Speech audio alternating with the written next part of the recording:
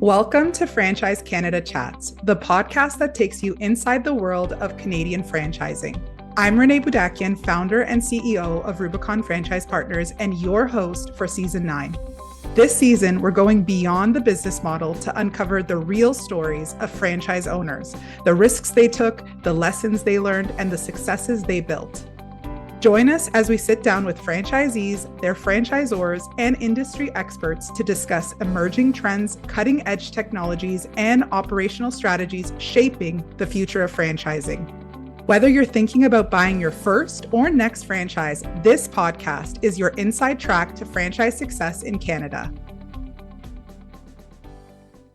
If you've ever wondered what it takes to not just join a franchise, but lead an entire province, then this episode is for you.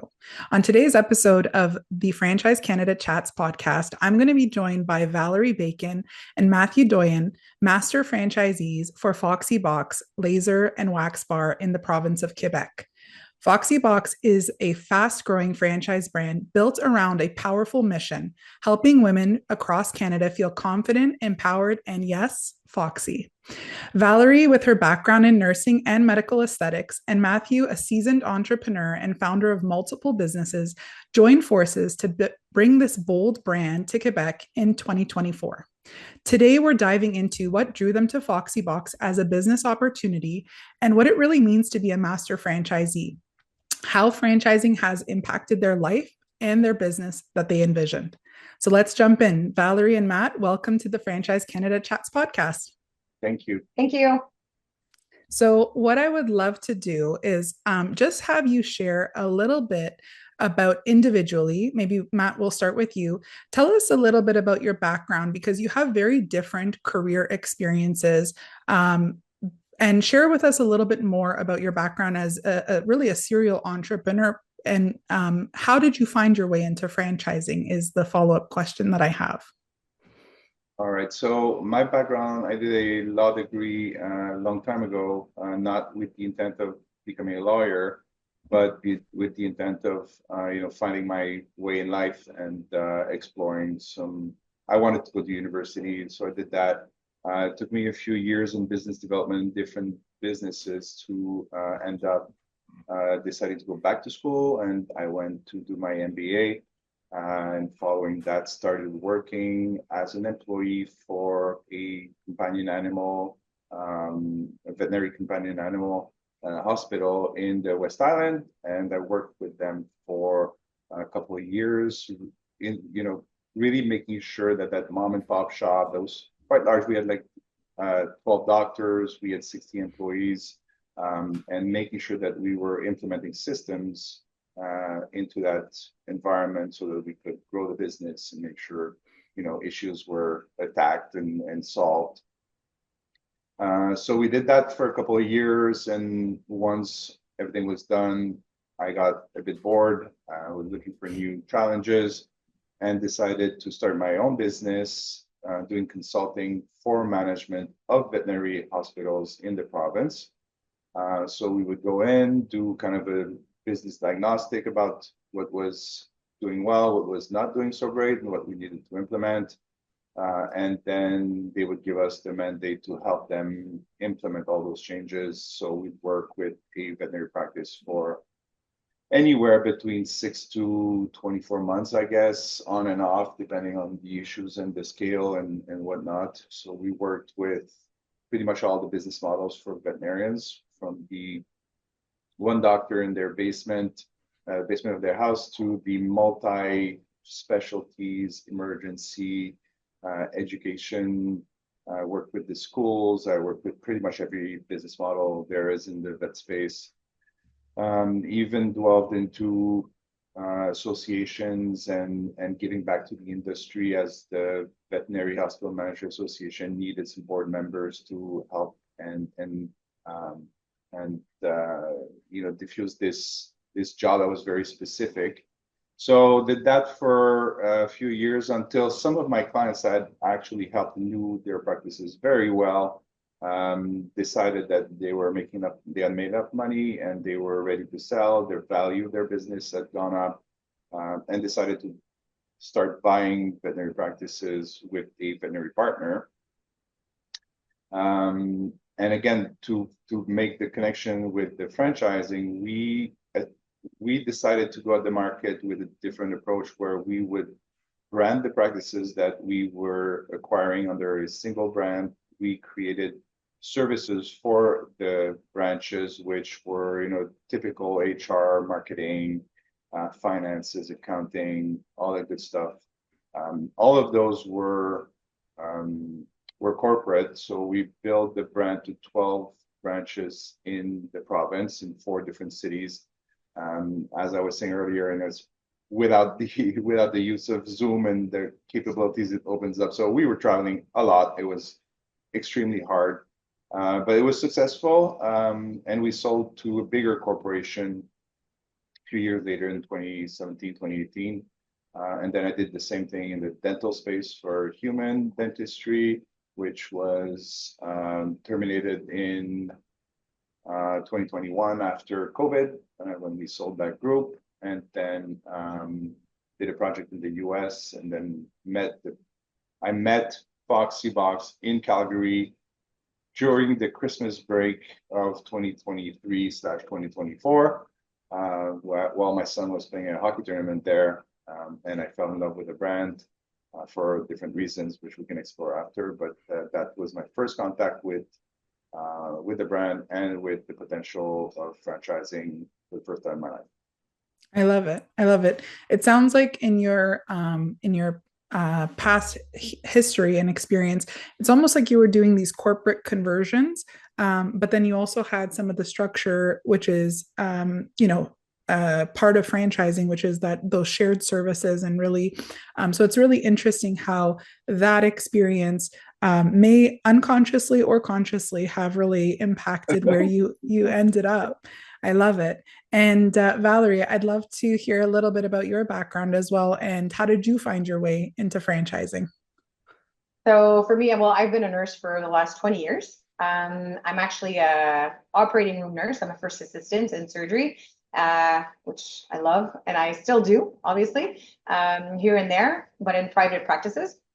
I've been also in aesthetics for the last 15 years, and fell in love with that part of the medical aesthetics. I mean, I just have a passion for that.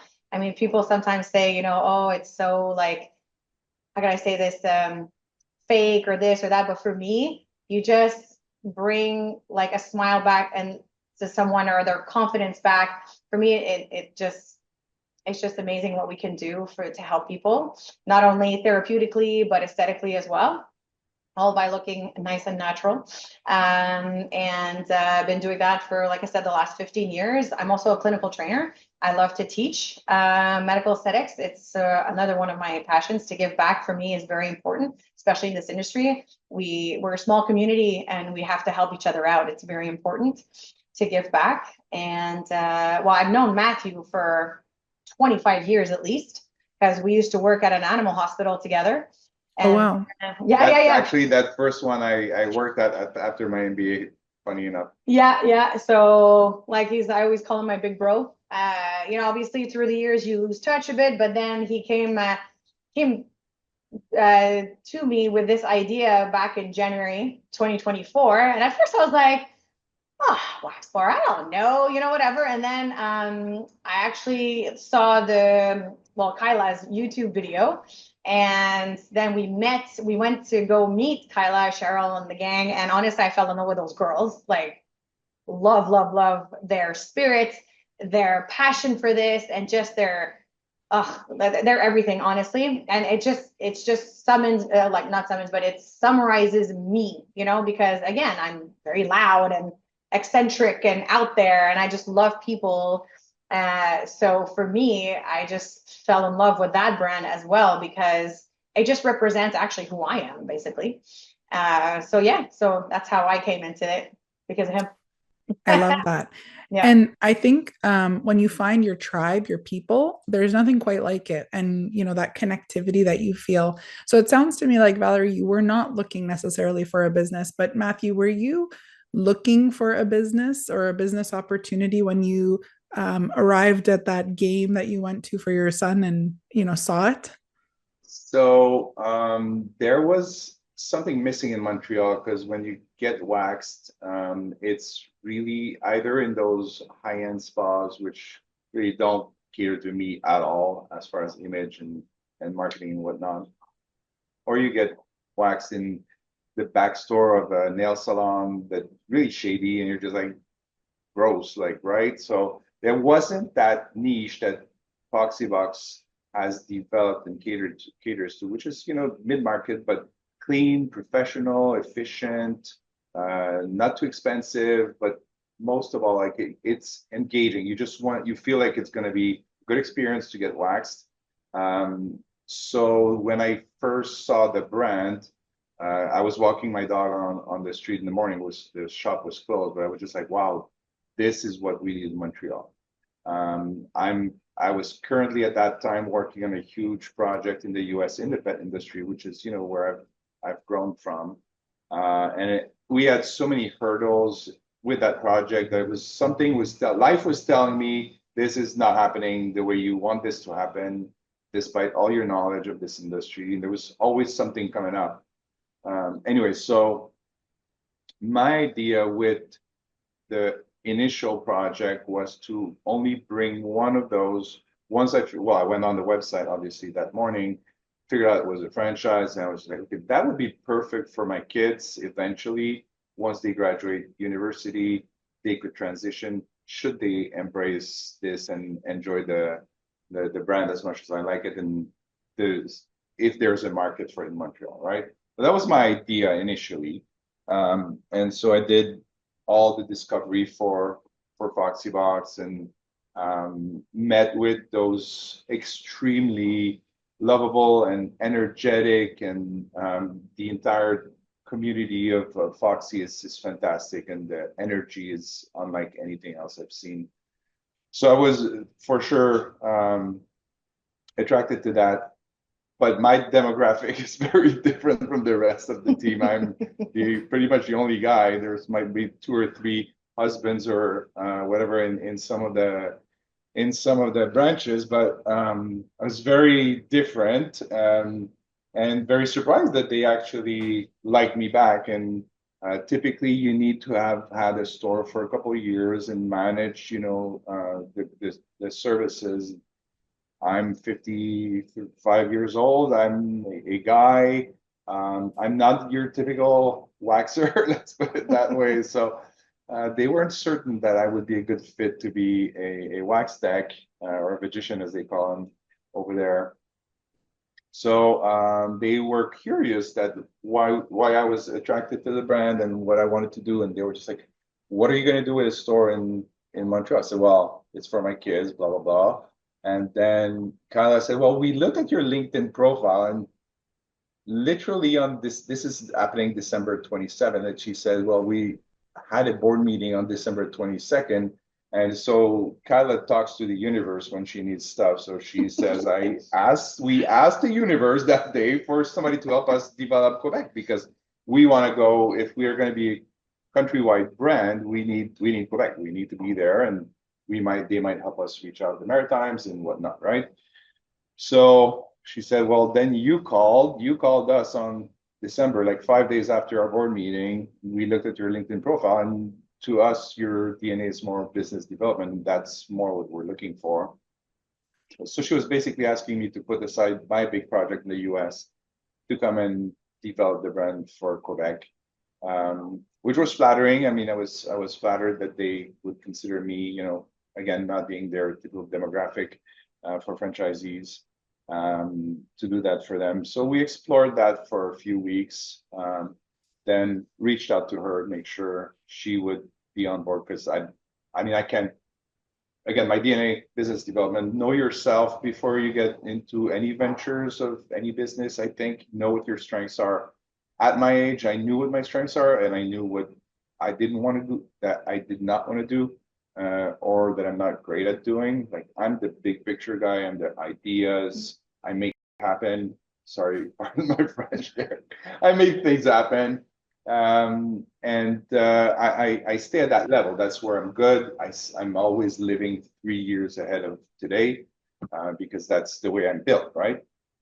So you can imagine I'm not the micro details, everyday stuff, operation guy. That's not me. So I needed somebody to help me and support me in that, and that's where Val comes in. And she's from the industry. She's a tech. She knows how to deal with people. She knows how to deal with the staff. She knows how to train. And so there's somebody missing between the two of us that will really manage operations. So we're looking for that third person at one point in our development. But yeah, that's how we met the brand, and that's how we basically became the master franchisee. I love it. And what a powerful partnership. As you said, knowing your strengths and knowing where each one of you had what you bring to the table and kind of how you complement each other. So I think that that's amazing. And we've talked a little bit about this term master franchisee, but there are going to be some listeners who are newer to franchising, and even the word franchisee and the distinction between the franchisee and the franchisor, all of this is new. So I'd love to just take a minute and um, get into when you're explaining what is a franchisee and what is the distinction between a master franchisee from just a single unit or multi-unit franchisee. Good question, because I had to figure that out myself, because I come from corporate, so I was always, but I did explore. I had started to explore that for my American concept, and I dwelled into it a little bit. So basically, a franchisee, let's say a Subway store that sells sandwiches, will operate one single unit. So they are responsible for the day-to-day operations. They are responsible for putting some money in as investment and making that money flourish and making sure that the business runs well. So it's very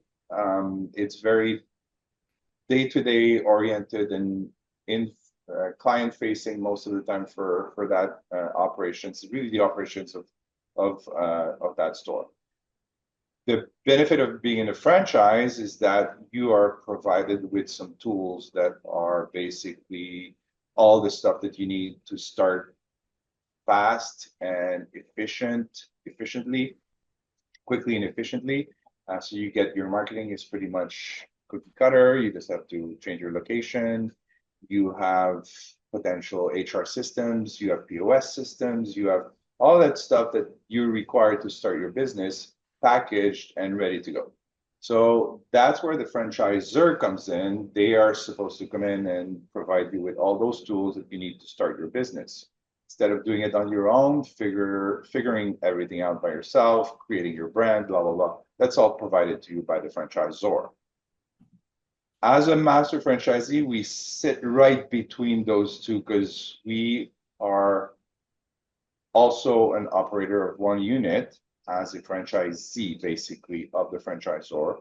But we are in charge of finding the franchisees for the province. So we are in charge of finding those people that will come with us and operate in this province.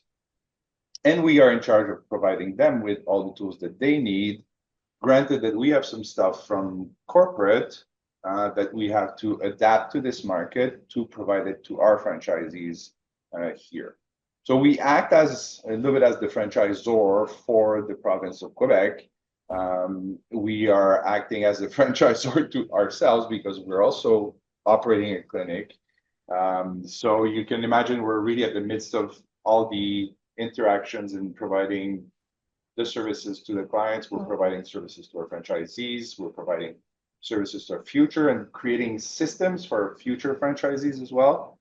Because I think we want to go a little bit deeper and a little bit more extensively in services to our franchisees than they do in British Columbia for their franchisees, and provide added value services to our members. So it's even easier for them to get into business. Because I have a law degree, I can provide them with their business case, their financing, all of their company, creating their companies and whatnot. So those are extra services that you have to do on your own when you're in the other parts of Foxy Box. But I can provide that to our franchisees. So we really want to cater to a turnkey solution for this province as much as we can, and make that from idea I want to be a franchisee, to opening the door, shorten that period to 4, 5, 6 months if we can. I love that. And Valerie, I'll ask because you had shared just before we got started that you both yourselves and Matt have been franchisees, master franchisees, since June of 2024. And in that time, in less than a year, you have opened 2 locations. And how do you think that the support and systems that were already in place from the franchisor helped you to shorten that time period, really from the initial idea of I want to start Foxy Box and I want to become, all the way to opening so quickly? How do you think that has really impacted your ability to move quickly? Wow, that's a question for him, actually. Well, no, it's for both of Well, us. for both of us, but like, So we had Yeah, the added challenge, if I may, maybe I'll start off on that. yeah, you can try. I'll fill it in. Was that we had to translate a lot of stuff because we are facing a bilingual market here, whereas everything is solely in English when we started this. So I think we might have underestimated the work that was represented by that. We found really quickly somebody that wanted to start one of the franchises with us, which is my sister. Starting 2 at the same time and opening 2 because we jumped on an opportunity in downtown Montreal to open one. And I think it's a good idea for us to actually operate one for a few months, years, whatever, although I'm still not a magician and not working as a wax tech.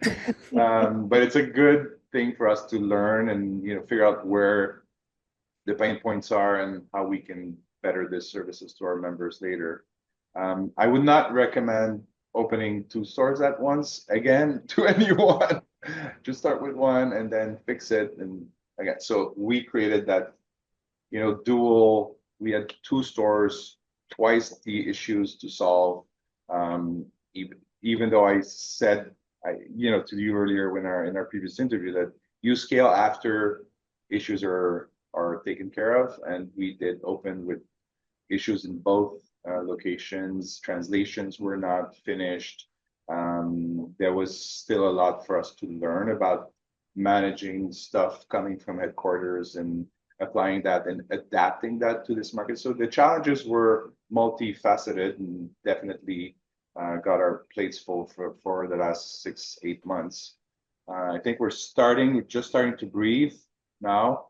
But yet, they're coming in with new systems, and that's progress. I mean, I love technology, and we needed a platform that would provide us with the LMS, the learning management system, which is a training, communications amongst everybody, because we were on different platforms.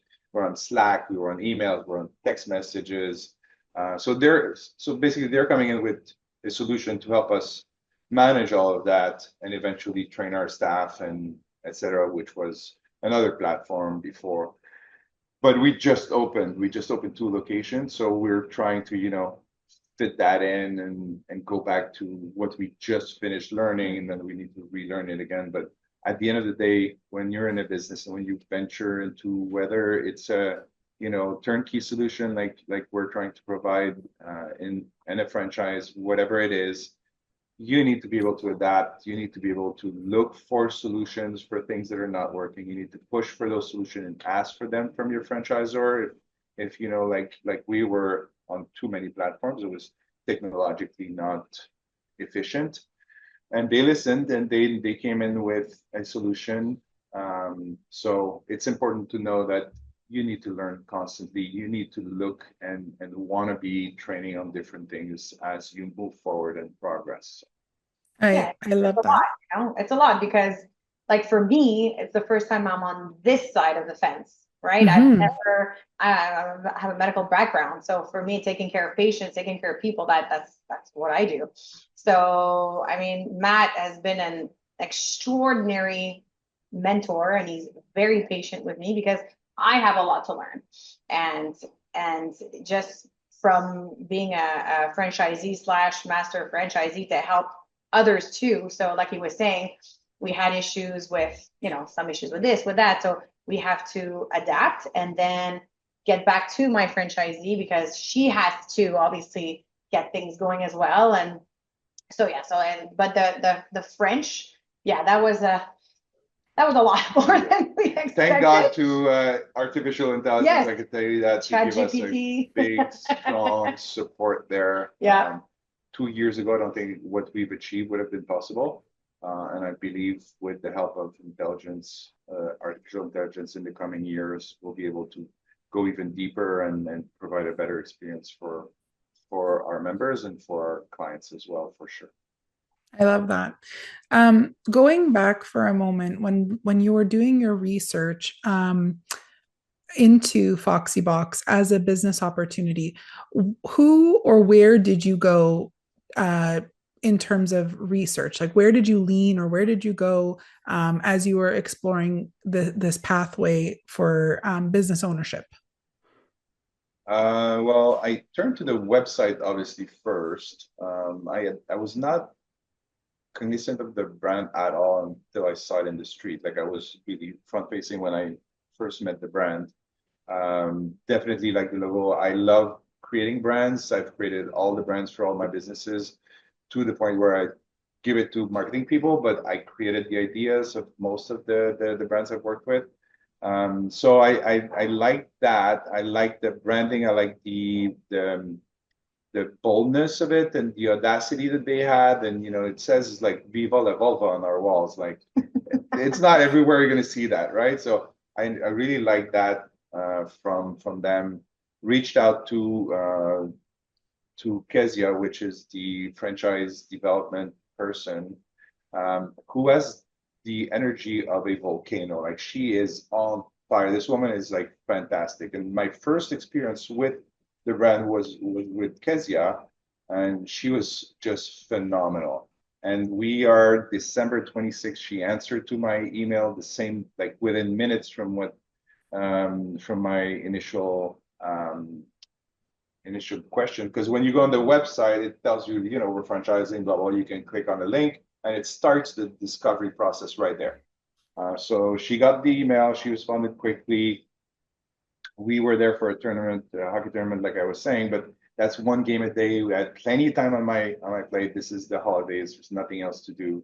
It was cold as Calgary. So I actually went through all of the discovery within 24 hours, I would say, and sent it back to Kez. And at that point, during the discovery, there's different aspects. There's some legal stuff you can read, and then there's some videos about the genesis of the business, and then there's different things.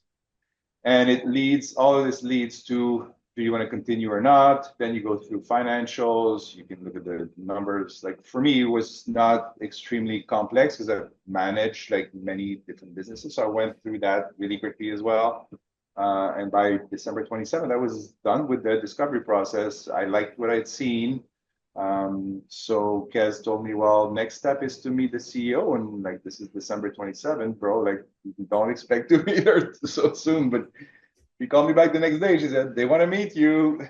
So they're carving out some time of the holidays. And we had that first discussion there. So it's a process that was done all online. Basically, it was all done by Zoom from the comfort of your home. So that's what the technology allows for today. And then next step was to obviously continue digging and doing my market research and whatnot, which I did a lot with artificial intelligence as well. And then it was all about going to see them, meeting them in person, for them to meet us, see if there's a fit for who we are and what they are, and learning more about, going to see the stores in Vancouver. So we did 3 days in Vancouver, Yeah. 2 days. 2 days. And then continue digging and going to legal and blah blah blah. So I'd love to ask, because I think maybe it's the same or maybe it's different. Val, for yourself, what was that kernel? If we dig deep into the onion at the core of it, what was it that had you say yes to this opportunity and yes to Foxy Box? Well, maybe a couple of things. The first thing is, well, I had to meet them in person, right? Because just like Matt said, like you look at it online, I too went on their website and just looked it up, and just that I thought was actually pretty cool, especially the logo. I mean, the fox, the wine, right? So cool. So that, and then when we met them, this is where for me, because again, I'm a people person, and I don't know, I feel that between people, and like I said, as soon as I met Kyla, Kezia, and Cheryl, those are the three that we met, and then there's Beth too. Beth is like, even now, Beth and I are very close. So, I mean, she helps us out so much. And for me, that was when I actually met them in person. And then when we went to the stores, that you just saw like the community of Foxy Box, what it really is. And then we also, you felt that, how can I say, don't say like the community, you know, like to help each other out. And that's what I'm all about, right? For me, being a nurse, for sure. I'm there to be there for people and to help people, make them feel good, whether it's physically or just like mentally, whatever. You know, we're like hairdressers, right? They talk to us like, and we know their whole lives, but that's okay. I love that. You know what I mean? So I felt that sense of community, that sense of like partnership and help each other out, from even store to store. And for me, that was it, really. And then I trust him like with my life. So, you know, that helped too. But it's for your audience. I mean, it's a people business. Yeah. When you're buying a franchise, you need to be with your people. You need to find that the people that represent the brand represent you as well, that their values are aligned with yours. And that was definitely 100% aligned with the way the Foxy Box headquarters were functioning. When I was talking about Kezia and being full of energy like a volcano, I mean, Kyla is like a remarkable person, and the same energy. They meet on the same level every day when they go. It must be like crazy, those meetings. But everybody in headquarters has that level of engagement and energy and openness and that community, like Val was saying. Like she's a real people person. Like you see Val for the first time of your life, and first of all, you're going to get a bear hug from her when she meets you, and then you'll never forget about her. You know, so that's how she treats people, and that's how she's being treated by people as well in return. And definitely, she saw her tribe, right? So that's where a connection needs to happen, in my opinion. Before you buy a franchise, you need to meet people where they are, make sure this is your tribe, make sure you're comfortable there, because it's a long-term relationship, and there's ups and downs. There are ups and downs. There will be some struggles, and we need to be able to manage through those. And the energy is what drives your everyday, you know, your everyday capability to overcome those challenges. I love that. Thank you so much for sharing that. I think it's hearing the connectivity and the culture that really, attracted you to Foxy Box. It sounds like there's an incredible culture, starting, and I believe it, starts from the top down, which sounds like it resonates with you as well. You wear two interesting hats. You have the franchise owner hat, and then you also have the master franchisee hat. Maybe looking at both, because you may not wear both, like you may not be, we know it's common that a master may sell their units and just focus on the master, or they might still continue to operate. I'd love to know, what does life look like for you now compared to what life? That's funny. What life is, right?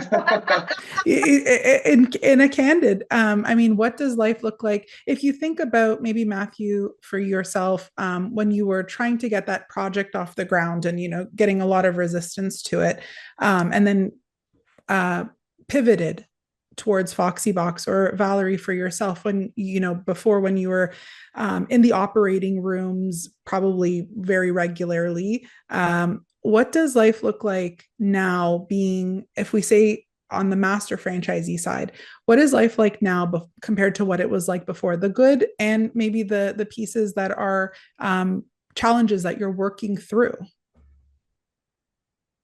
Well, for me, what I find the hardest, to be honest, because again, I'm used to always being on my feet, going here, going there, because I told you I wear a lot of hats, right? Where I work in surgery, I do my injections, I teach now, and I have this, right? So I have to stay true to who I am and stick to my roots. So I don't want to, I do a lot less of all that because we're building something amazing and I need to focus on that. For me, what I find really hard, like 100 hands down, is all the Zoom meetings. I don't know how people do it. Like working from home, like I don't know how to do it. Like I admire that 100%.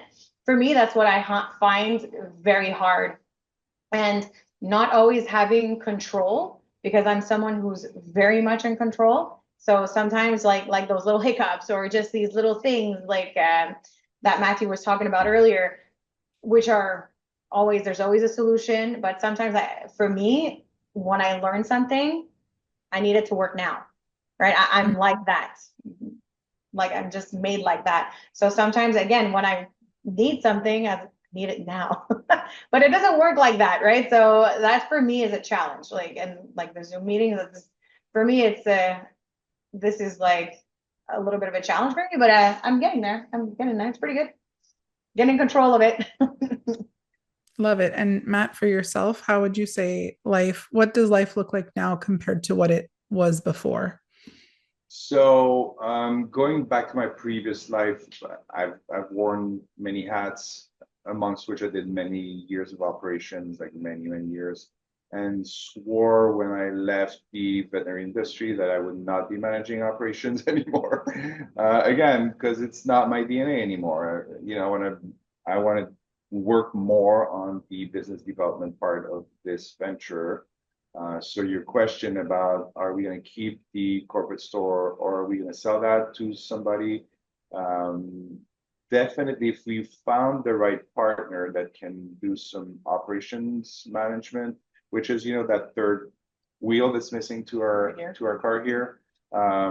I think we could potentially keep the corporate and eventually even get another one if we find the right person that can do what we don't want to do anymore. So managing operations on a daily basis, managing the operations for a franchisee in the sense that we're providing support for that, and we are faced with all of our issues as well, which I kind of want to separate myself from in the coming years.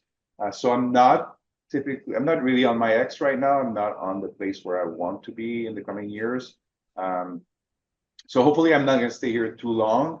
And again, we'll find that person that will help us with operations because you know we know our strengths together. It's our first time working together, despite the fact that we've known each other for many years. When we met, she was not even my direct report, so somebody else was managing her. We were just colleagues, basically.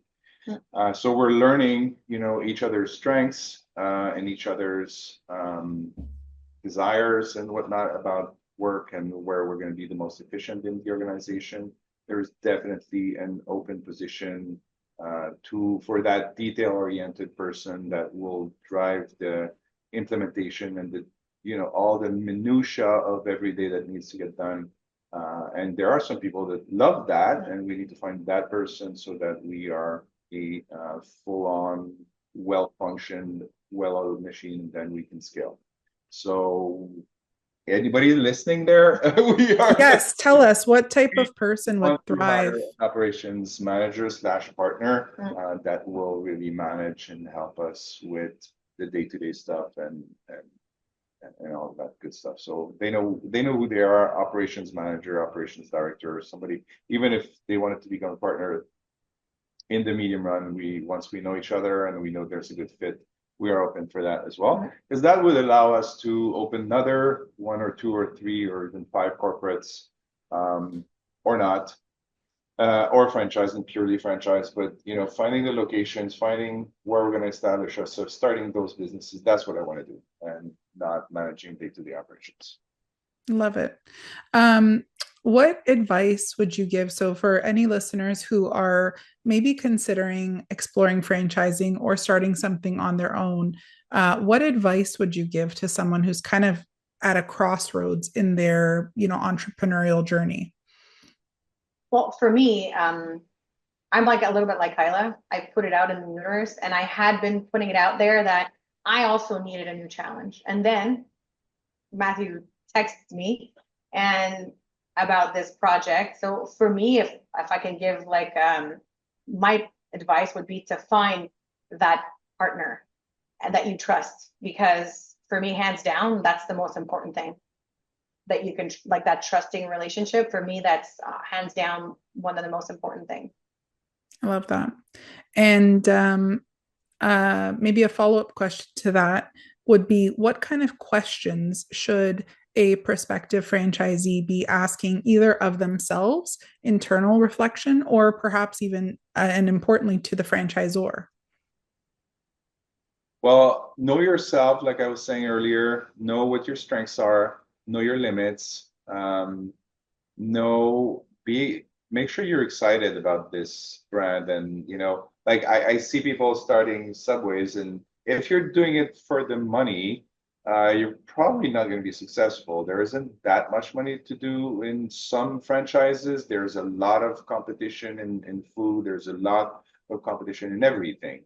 If you're doing it for the money, you're going to be extremely miserable. If you do it because you're passionate about what you're doing, it can be making sandwiches. You can be very passionate about that and be very excited. I'm not, dissing out on people that are making sandwiches at all. It's just you need to have that relationship with the brand and want to bring it to the next level.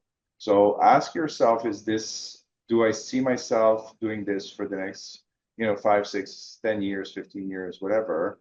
Um, that's the main thing, because you're basically buying yourself a job and you're gonna make some money off of it. You're probably not gonna retire from one franchise. Like from all the brands I've seen, these are, some are very successful, but most of all are successful. But it's probably not enough to be wealthy. Let's put it that way. Depending on what your definition of wealth is. But then getting a second location, getting a third location, that's where you're starting. Once you know your brand and you're comfortable with it and you're still passionate about it, that's where your money lies, in getting some people to operate it for you and then reaping the profits from that and reinvesting them somewhere else. So depending on your vision, depending on your ambition, it all stems from know yourself, know what you want to do, and figure out what your goals are, and make a plan, write it down, and achieve what you've written down, and go for it. Is it you were asking about the questions we're going to ask the franchisee or yourself, and then the franchisor. Again, go back to that fit. Is that the right fit for me? Is that my tribe? What's their culture? Do I feel like I want to be part of this culture or not? And trust your instinct. Like there's not much else that's going to guide you through that process than your instincts, especially if you don't have any business experience before. I mean, you can trust the numbers and get some people to help you that are on your side, that know financial, can read through those, that can read through banks, to financial statements, to the legal stuff. You can't do it all by yourself unless you have my experience, which is rare for franchisees. But get some help, and then they will help you ask the right questions. But at the end of the day, your intuition, is that my tribe? That's where everything lies, in my opinion. I think that that's so well said. And I love that you touched on this idea of single unit ownership versus multi unit ownership, because I like to give an analogy that, when you have kids, if you have kids, the first kid is very hard because you're doing everything for the very first time. But you get the learnings from the first child, and then you can carry that forward to the second and to the third, and it becomes easier. And all of a sudden, you can have a whole band of children. And I think that I have seen this story time and time again, where some incredibly some incredible wealth creation and wealthy franchisees, wealthy in terms of financial, but wealthy in terms of their quality of life, wealthy in terms of so many deeper aspects mentally, physically. And so I think that that's wonderful. And I would ask, what type of person would you say that would thrive in the Foxy Box franchise? If a listener is listening and they're getting a flavor of the culture and the people, what's the type of person that would do really well in a Foxy Box franchise opportunity? She must have tattoos. She must have piercings. She must have a high energy. Yeah, high energy for sure. High energy for sure. Like, I mean, and again, just the passion for this, right? I mean, it's important. Like for me, I would never, like he had said, there's other franchises out there, but that's not my niche, right? You have to find your niche. You have to find, like he says, your tribe, right? That's the most important thing. Can I relate to this? Do I see myself doing this? Right? That's very important. So anybody that is like looking again to be their own bosses and that are tired of like again not being bossed around, but just like again, you want to be your own boss, right? You want to do something for you. You're at that point in your life. So anybody really, but that again fits with Foxy Box, right? I love that. Strong-willed, I would say, independent. Somebody who's can find solutions and stuff, and what's débrouillard? Débrouillard, like somebody who's gonna find solutions and get out of a tough spot and innovate and whatnot. But you are your own boss. Don't underestimate the soft skills that are required to manage people. We often concentrate on finance and legal and HR, whatever, and even HR. It's like 100% soft skills. So don't underestimate that and the leadership that is required to lead people and to make sure they follow you and they follow the simple protocols that are in place. But you need to be strong-willed. You need to know where you're going. And yeah, I think those are great qualities we look for in our franchisees and that they will recognize in the other franchisees in this tribe of ours. Yeah. But like I said, everybody has tattoos. Everybody has piercings. So because our brand is bold and because it is what it is, and we're dealing with vaginas every day. We are the 20-minute Brazilian. This is hands down our most sold service. I mean, you're dealing with vaginas every day, so you have to be comfortable with people. You have to be able. Yeah. If those who have a sense of humor are doing the most, are getting the most out of this business because it's intimate and it's uncomfortable and it's awkward most of the time. So if you don't have a good sense of humor and you're not like a people person, like you're not going to fit in this one. Maybe you can do well in Subway, but not here. So those are our people for sure. We were talking about, kind of moving the brand to a new DNA. The old DNA versus new DNA. Let's touch on that. Tell us a little bit. And in that transition, because we are implementing the brand in Quebec for the first time. So we're new here. It's a blank canvas. And because of tech changes that happen over the stuff that we use, basically the laser machine that we've acquired, that allows us to venture into the Medi Spa services with face rejuvenation. Injectables. No, but the laser does the face rejuvenation, the hyperpigmentation, rosacea, all that stuff. So we're already, just with the new equipment that we purchased, we're venturing to that med spa space. And as we venture there, and with Val's experience, and the brand has been experimenting in the west part of Canada with pop-up shops for Botox, we have decided with corporate quite recently to position the brand more towards the west, the med spa space, rather than only hair removal, which is really the DNA, the old DNA or the typical DNA in the western part of Canada, where 22 stores are operating under that model.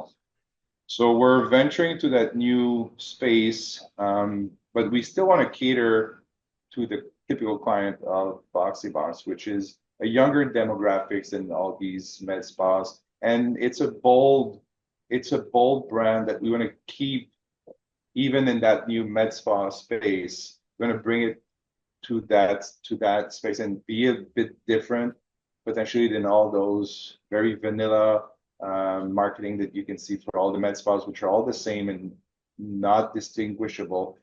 We're going to position ourselves to be that bold, fun, vibrant, energetic, the volcano of med spas, as we were discussing earlier, as that energy is there, the sense of humor and having fun, and bringing it to that space where we cater to all those high-end services such as injectables, the laser-based treatments, the PRP for hair restoration, and the injectables for hyperhidrosis and all that good stuff.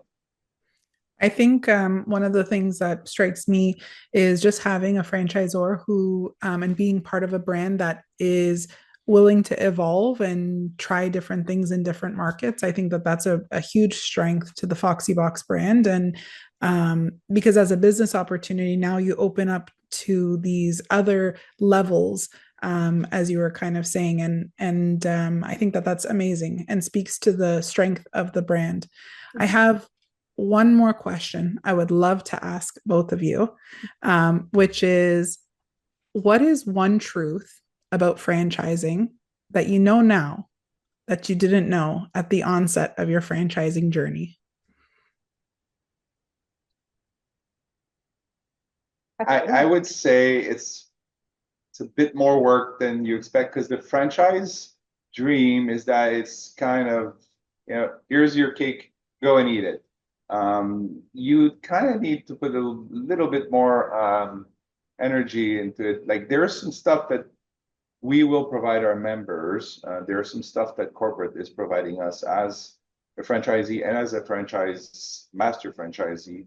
But there's you got to put it to your personal, adapt it to your personality first of all, and adapt it to your market, and adapt it to the new realities, because things change. Like, we are not in in an environment that is stable anymore. I mean, look at just on the political level. I mean, the last few months have been like a roller coaster for many industries with everything that's going on in the US. So it's never going to be extremely easy, but it's never going to be as hard as starting your own business. That's for sure. I've done both.